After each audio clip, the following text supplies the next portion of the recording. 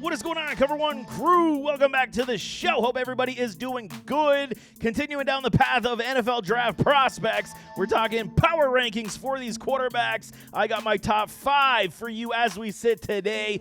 Some of this could change as we do get down further through this draft process, but I'm pretty comfortable in where I stand today on these talented quarterbacks. It is a very good class. Will these guys be elite? We will see. I mean, we're talking last time they said generational talented quarterback class was the Trevor Lawrence class, and I mean, it hasn't necessarily panned out the way that a lot of people envisioned, so you got to understand when it comes to drafting and scouting prospects, you got to understand it's the talent that you're evaluating, which is why you're hoping the potential will get you that top-end franchise passer, and I got my top 5. Let's kick it off first with J.J. McCarthy, Michigan Wolverine National Championship product. I mean, okay, admittedly for me, I wasn't necessarily the biggest J.J. supporter, but after I dove into his film, I do like his game quite a bit, man. 6'3", 197 is where he stands, 40 games, 67% career completion, just under 6,300 yards passing, 49 TDs to 11 interceptions. He did add some rushing upside, 632 yards and 10 rushing touchdowns. He is a very good quality quarterback. What he does well, I will break down all these guys in full-blown scouting reports as I have already dissected their film, and I do believe that JJ is a great play extender. It's part of his game, part of the MO, part of the system, and what Harbaugh had this Wolverines team play and run. He does extend the play extremely well. Great pocket sidesteps to extend those plays, to roll out. Very good improv skills, no question about that. Rollout pass left and right, very good. I'm okay with that as well. Very sharp when he is passing the football on the run. He does this a lot when he extends plays to get his wide receivers open. Nothing like the junkyard, backyard plays that we see from Caleb Williams, but more like it is off script, but it is somewhat more controlled in a J.J. McCarthy. Strong zip on the ball. You got to love it, man. He's got a very, very good velocity on the football. Pass release is quick. Great mechanics. You do like that about him a lot. Majority of the time, he is at least standing firm in this pocket. I do like that, but he does roll out to make and extend plays, and he is decisive on those first reads. The quick timing routes, he will get it out there extremely fast and extremely quick, which is what made them extremely successful. Very run-heavy team, which is why he was able to exploit defenses on those timing routes. I do like JJ more than I thought I would. Am I going to be one of these guys saying that he's a top pick in this NFL draft? No, but I do believe under a good system, in a good team, maybe he goes, he's not going to go to the Chargers because they got Herbie, but I think McCarthy could carve himself out a decent NFL career with a good team, man. Number 4, Michael Penix Jr. For these Washington Huskies, and 6'3", 218, 49 games, 13,000 yards passing plus 96 TDs to 34 interceptions. So he played a lot of football, man. Hence why, transferring over to the Huskies was a stroke of genius for this man, as he was able to inflate his statistics with a very good wide receiver core and offense around him. What he does well, good size and frame. You got to say it's not on the elite trend, but it is very close, and he does stand in that pocket fairly well. A lot of people say that he could add some more pounds. I'm okay with his size at this point right now. Strong arm, leads his wide receivers, and he did have a plethora of talent with like a Rome Odunze, McMillan, and Polk. They were all beautiful wide receiver weapons for a Michael Penix Jr., hence why they made it to the national championship this past season. Quick release, snap off the wrist is very good in a Michael Penix. For a left-handed quarterback, you got to understand there is bias for a lot of people to suggest that lefties are not necessarily the ones to be coveted, but Michael Penix literally has one of the best releases for a lefty that I've seen since a guy like Michael Vick. I'm not saying he's Michael Vick. I'm just saying that the pass release for a lefty is very strong and very encouraging. Pass velocity, impressive. He puts these passes on ropes, man, whether it be, he likes the sideline digs to the wide receivers like a Rome Odunze a lot. He does go over the middle flank to a McMillan quite a bit, and the pass velocity is definitely impressive. Gets it over top of those safeties and defensive backs very well. Puts his passes on the rope. Very good. Sweet ball placement. We can absolutely say that's what it is.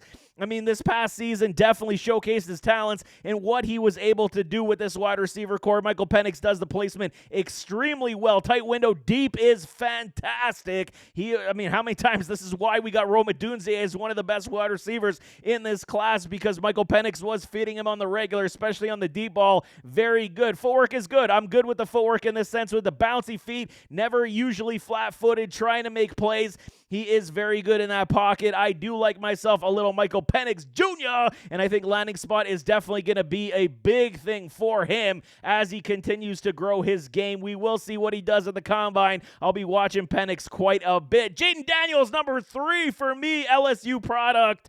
Okay, 6'3", 185. Everybody's going to say right off the bat, including myself, the slender frame is not necessarily what I like to see. 185, he definitely's got to put on some pounds. Played in 55 games, 66% on the completion, 12,750 yards, 89 touchdowns, only 20 interceptions. And he does add some ability in the run game where he is able to at least evade individuals and players that way as well. So I do like Jaden Daniels in that respect. We're going to talk about him as the explosive playmaker, Lamar Jackson-esque type of quarterback that we can see coming out of LSU. And I understand why a lot of people are suggesting that he could be the top quarterback in this NFL draft based on his intangibles. The very good arm, the explosive playmaking ability, accuracy definitely is top end when he's hitting his wide receivers, right? Decisive and quick eyes. I do like that about Jaden Daniels. Very decisive and quick to read the field as well. Very good moonball, man. When he's going deep, he's got the arm strength. You could basically say it's rivaling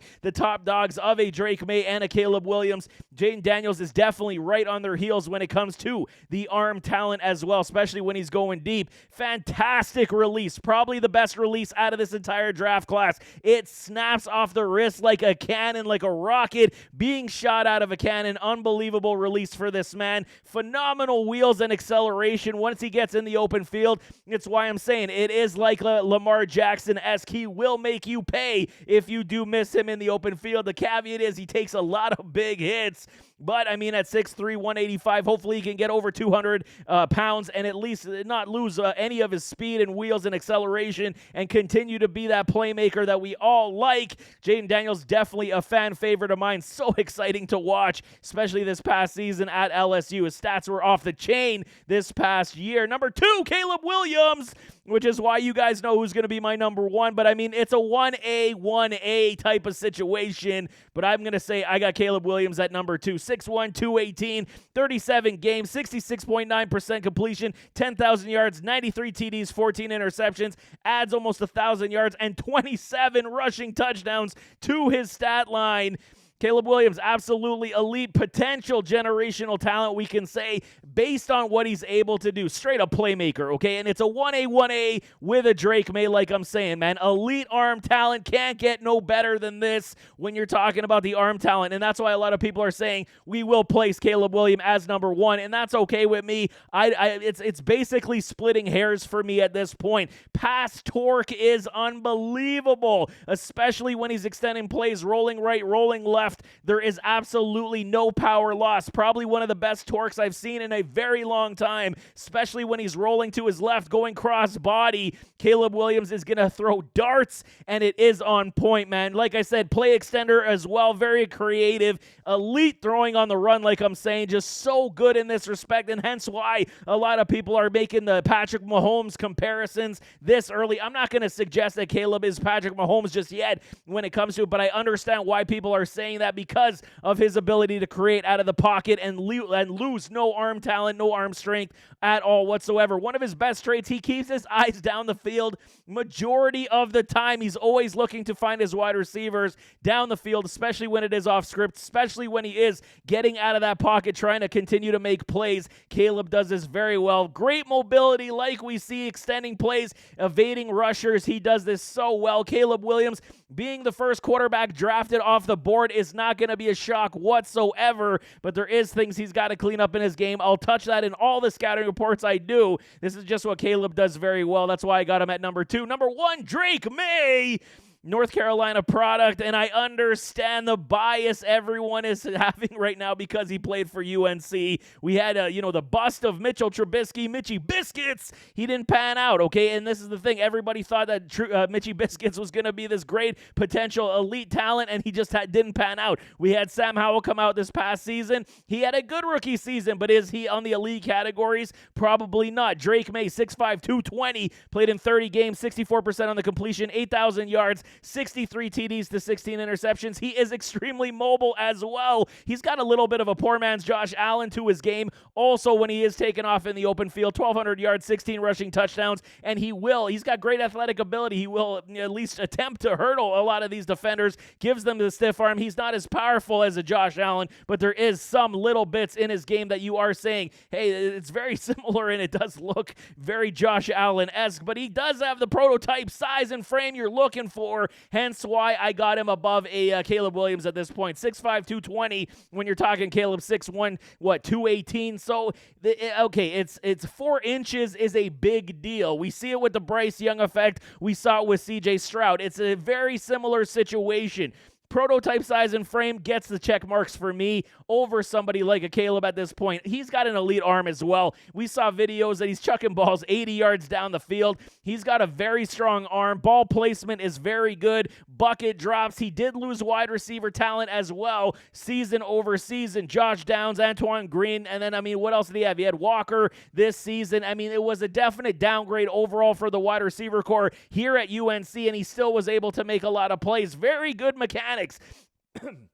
Excuse me, he does step into his throws very well, man, because the footwork is absolutely fantastic, and I think it is probably one of the best in this class for me. The way he's able to navigate the pocket, navigate the rushers, side steps, back steps, stepping up in the pocket, evading just a little bit while still remaining on script in the pocket. He does this very good. Hip torque is good. That's why I'm saying the mechanics are extremely solid for a Drake May. Pocket manipulation, like I'm saying, the side step-ups, probably the best in the entire class that I have seen, and I think this is going to aid him in his progression as he does get into the NFL process, because we see that he can make all the throws, but the fact that he's able to at least stay in that pocket and still have the ability to take off and run is got a little bit more heads up above a Caleb Williams, hence why I got him as my number 1 quarterback right now. But like I said, it is a 1A type of situation this year when it comes to Drake May and Caleb Williams. I think they're both very talented prospects and should succeed in the NFL. It all truly depends on where they land, also to how successful they're going to be. But that's where we stand today with, the quarterback power rankings. I got myself Drake May as my number 1 guy at this point, and I'm feeling very comfortable about it simply because of what he does well on the field. I think it is polished to some degree, but nevertheless, as always, don't forget to hit that like button, hit that subscribe button, jump in those comments, give me your thoughts. Who's your top quarterback in this draft class? Drop them in the comments. We can definitely talk it out, but we'll see you next time. I am out.